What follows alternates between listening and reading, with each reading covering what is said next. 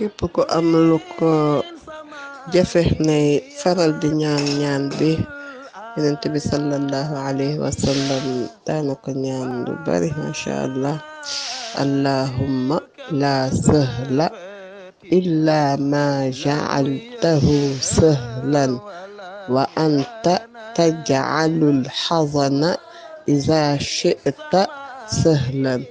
assalaamu aleykum wa rahmatullahi taala wa barakatuhu. képp ku am lu ko jafe nay faral di ñaan bi yonent bi sallallahu alayhi wa sallam daana ko ñaan lu bari masha allah.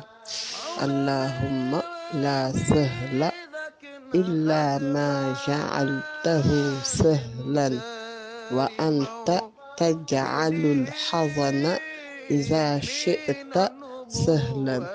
assalaamu aleykum wa